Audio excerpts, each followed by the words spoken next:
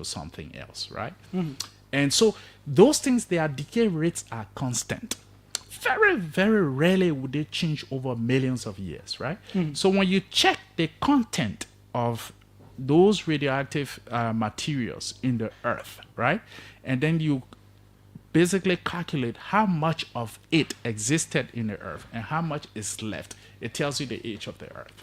So those are very accurate way of measuring the age of rocks, of the earth, and everything else that we can basically dig up from the earth. So that is the valid way of measuring the age of the earth. For the age of the universe, there are different things. For instance, we can look at the light that we are seeing today from distant galaxies, and then we can basically use that to measure the age of the universe, for instance, and postulate in terms of like really highly likelihood of when the universe actually began. So that's a separate way of measuring that. But for the Earth, this one is really easy to do because you just need to look at the decay rate of some of these elements that we have. Okay. Now, in terms of this Big Bang theory, that's the question about what created the Big Bang? How did it start? Yeah, so this is good question. So science knows up to few seconds after that thing that you're referring to started, whatever started, we know the age of the universe up to few seconds of its formation, right? That is where presently our theories are not able to probe in that few seconds of time what happened in those few seconds of time. Today we do not know that. But will we ever get to know that? As a scientist, I will say yes, because that is the idea of science. We are making progress, right? A couple of decades ago, we didn't know anything about the Big Bang Theory, right? We didn't know anything about, we didn't have a really good and viable theory about how the universe began. And now we have that today. And we know it to a high degree of certainty up to a few seconds after the formation of those brains. So that is where we are so far. What begins there, we don't know. But I also want to add that a creationist theory cannot use that to their advantage, because even if you were to say God created something within that few seconds... We are certainly going to come there. Okay. So I know that this whole idea about the expansion of the universe when the Big Bang started with physicist Alexander Friedman in 1922, and then some empirical observation done in what is known as Hubble's law. Yep. And then Georges Lemaitre proposed this that the Earth emerged from a primeval atom, which is the modern notion of the Big Bang. And you are talking about scientists like you and others continually researching to ensure that to go backward and understand a whole lot of things. Now, there are some scientists that tend to agree with the creationist theories, especially of the biblical one. Is it possible that there could? I know you will not speak certain ways as a scientist, but is it possible that this whole idea of a Big Bang could tie in with the God person, and perhaps he created a Big Bang and all that kind of thing? So I don't think I have any evidence that I can adduce to entertain that notion. That is as far as I can say about that. Like we can imagine a lot of scenarios that basically occur within those first few seconds of the origin of things, right? And people can come up with a lot of God factor into it, right? But what exactly is the evidence that leads to that, other than the human desire to create this all-omnipotent, the omniscient being that is the origin and the cause of all causes, right? Other than that, if you remove that, what exactly is the basis for this argument? What evidence is there? What data reveals that? And the answer is there is none, as far as we know it, other than the anthropological urge to say that there is a God that actually creates things and he created all of these things. And once you begin with that assumption or with that desire that there has to be that God, then you fall into these traps of thinking that then you can find a lot of evidence where there is and I know, not. and you scientists will not fall for that. But they let's go back to a Big Bang. Was it accidental or was it a coming into motion of something systematic, something orderly? I'm asking because part of the argument is the Earth, the universe is so unique. The way things happen, the patterns. Yeah. In fact, a simple mistake in space could cause everything burning and all of that. The day and night, the symmetry with which things happen. The human beings, the kind of sophistication could not be as a result of an accident. Yeah. There has to be some kind of superhuman design behind it. What do you say to that? Actually, before I argue against that, let me actually empower that argument a little bit, right? Before I can counter it.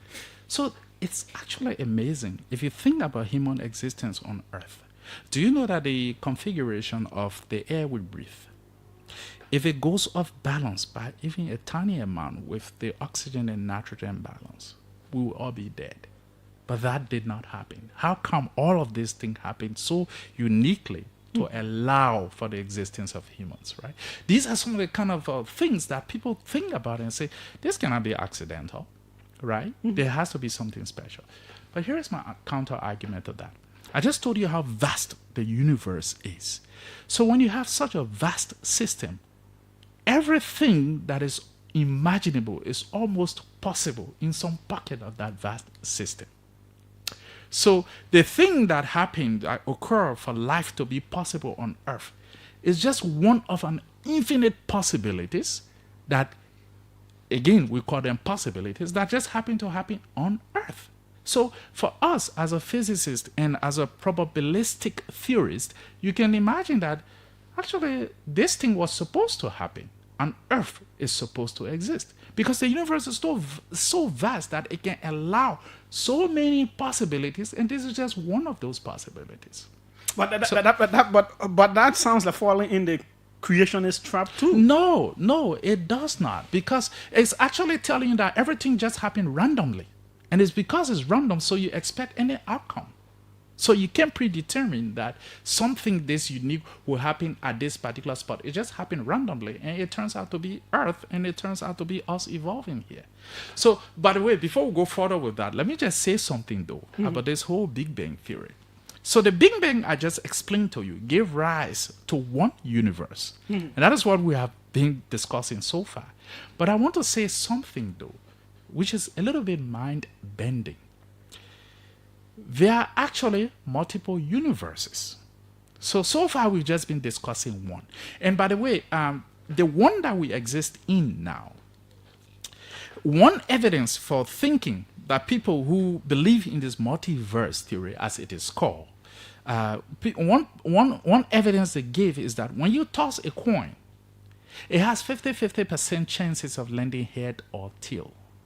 Whenever the coin lands head here and you observe it has landed head, you cannot observe that it landed tail because that occurrence, that possibility has already occurred in another universe. And because you are not in that universe, that is why you cannot observe the coin landing tail. That is a strong argument that is given for why these random things that we see them random are actually happening in multiple universes, and all outcomes are likely and they are happening, but you cannot observe them because you are just in one tiny pocket of this multiverse called the universe. And even in this universe, we just explain how vast this one is. But before we go further, let's come back to our universe. Our universe, the observable part, all this matter that you see is special, and all of that attributions you are given to it and that special position you want to place it in. Do you know that every matter object, the observable universe, is actually only 5% of the universe. So the remaining 95%, science, physics still does not understand that. Good, because that is where I was going. Because other scientists like you have also been arguing about some aspects of the observed universe that are not yet adequately explained by the Big Bang in terms of the unequal abundances of matter and antimatter known as baryon asymmetry, the detailed nature of dark matter surrounding the galaxies, and the origin of dark energy. Yeah.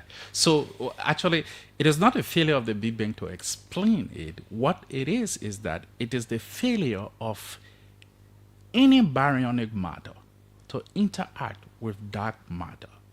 Dark matter and dark energy making up the 95%. Dark matter is around 27%. Dark energy is around 68%. All of that whatever it is not interacting with baryonic matter. Baryonic matter just means ordinary matter, by the way, right? Okay. Talking about dating, time, the whole concept of time is one thing that we may overlook, but sometimes I think about it as a point, and I find it beyond, like how the time begin, like how is it? Yeah. So this is crazy. So this is a great discussion, but I want to say something first about this 5% matter universe, and we'll come to the concept of time. How did it emerge, right?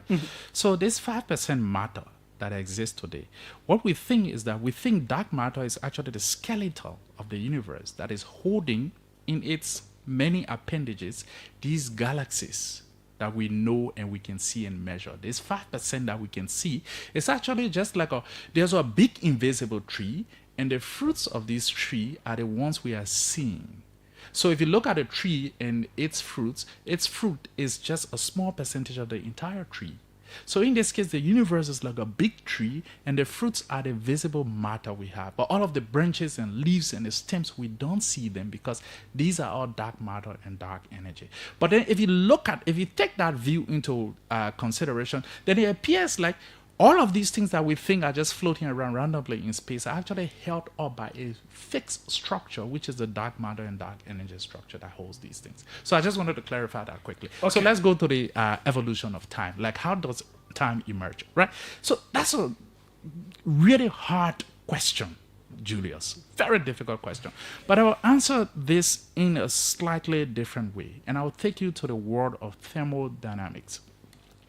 There is a concept called entropy in thermodynamics. Basically, it's a measure of the disorder in a system. And the best way to describe this or illustrate this is like, think of this room as filled with a certain gas, maybe like oxygen, right? And in this room, now we basically open the door, open a little hole in this room, and then we start pouring another type of gas in it. But now this gas has a different color.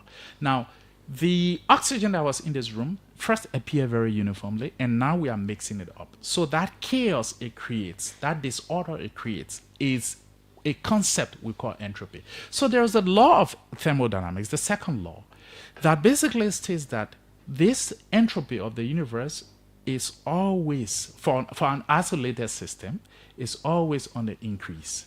Because of that law, we can actually tie down the sense of direction of how things are moving and how we measure, like, from one event to the next, because we know the entropy of an isolated system is increasing. So the clock, the thermodynamic clock, is one good way of measuring time. So that is one way to see time. But what exactly is time? It's a super difficult concept. It's very mind-bending. But again, all of what I've said may not make any sense, right? Because this is still like, you ask me about time, I should be talking about a watch or a clock, right? But I'm telling you something about thermodynamics. Yeah, because sure, and that is the essence of the discussion. It is something I have grappled with, like, how did it begin? Yeah, this whole concept, it is a continuum. Yeah, it just keeps going and all of that. The next time you are here, we'll expand on this, definitely, and so many other things. I'll be able to put forth some other arguments by other scientists. Perfect. This was just to lay the basis, but In terms of you as a physicist, as a person, do you think you have something like a spirit, like the thought processes that you have? What is it? How is it part of your body? Is it a spiritual kind of thing or what? Like how does thought emerge? You know, like Yeah, that's a- like thought. What is it from? Those kinds of abstract things. Yeah. How is it like? Where is it from? Well, so And how does it connect to the origin of the universe? yeah. So without appealing to spirituality, just from neural activities are occurring, and biologically, our brains are wired. There are these units in our brain that actually spark when we feel certain sensation. For instance, if you pinch me, for instance, that communication happens and there's a spark, right, that transmits. Neuroscientists have different version of how that process occurs. Some people think that it's actually like a configuration, like the entire brain changes configuration when something happens, or when it's No, responding. so to some let me information. let me just expand the question a little bit. When you're writing a book, Yes. when you are an engineer, you are drawing, you put in your mind a building or something. Yeah. So that is the question. Where is that coming from? Yeah, so that's what I'm trying to answer actually, because the questions you are asking, it may appear to be very rudimentary, but they are not. They are deep if you think about it deeply, right? Yeah, So they they are are. deep questions. I know they are because they are Okay. things I've grappled with. Great. So, and that's what I'm trying to respond to in a very thoughtful way, without again appealing to some external force or things like that, right? Let's derive things from science and what we know in science, right? So, when you want to like do an artwork, right? You want to draw something and you sit and you are thinking, you have this abstract idea. Where do you pull this from, right? Yeah. You're not pulling it from some divine place, some space. There is no white bearded old man in the cloud that puts this idea in your head, at least if you are consistent with scientific thinking. What is actually happening is that you are digging deep into these neural activities that are happening, whether it's like the brain configuration, like that is changing because now you are getting some sensation and visualizing, envisioning some artwork that you want to now paint or something like that, or you want to grapple with this, at least in my case, like some deep mathematical problem that you're solving. And sometimes you get this inspiration that for this to be consistent with, what is this, there has to be this quantity there. I'll give you an example, right? There was this famous physicist called Paul Dirac, right? He was working on trying to understand some of the fundamental particles, right? And he was dealing with electrons. And then he realized he had derived an equation that gave him something that is the opposite of electrons. Today we call these things positrons. But then it was like these magical things just appear in his mathematical equations. And he had no explanation, no fundamental particle yet had existed or had been known or heard of that explains this, right?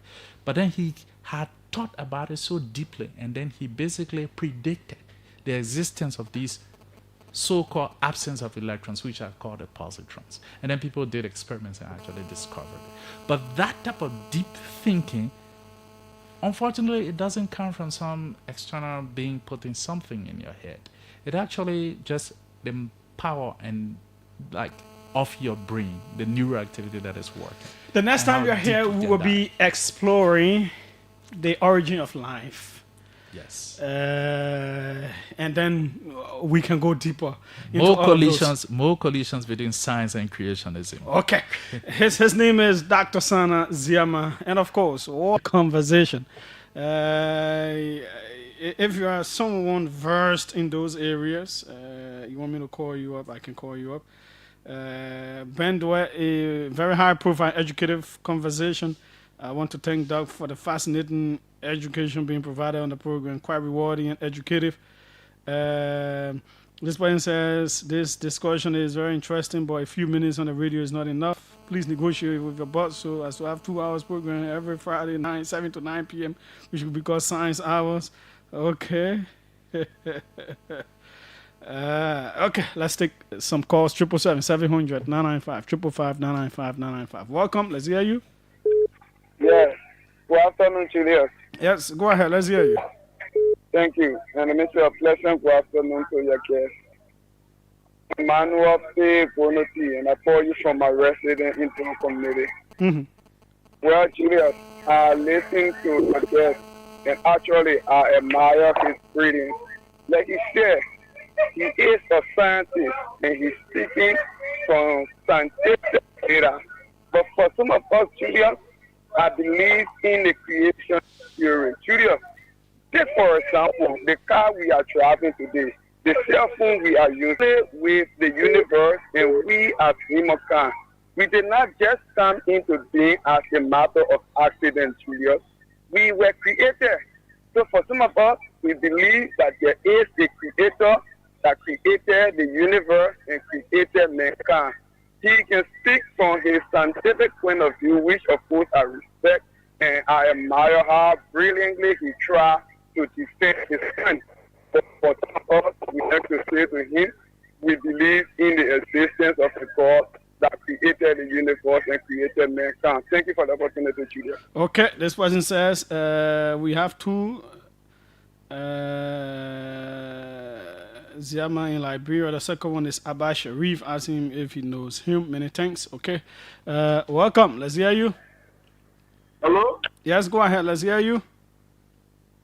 Hello, Julia. Yes, hello. Go ahead. Oh. My name is Jawad Akbar, and I call from Painesville. Mm-hmm. I just want to ask your guest whether he believes in the Holy Bible. Even though you are not discussing religion, but I just wonder if you could just answer that question. Does he believe in the Holy Bible? Okay. Thanks so kindly. This person says we need a debate with him and a sound theologian who has a PhD too. Roger Jerry Smith. Yeah, if that person can make themselves available. This person says, please ask a guest about the supernatural power of the man of God we are seeing today. What you have to say about, no, I don't know what I'm talking. If you don't know, you never know. Only if you study engineering and physics can you understand what the man is elaborating on. He is magnificent. Andrew Jusuhina says that.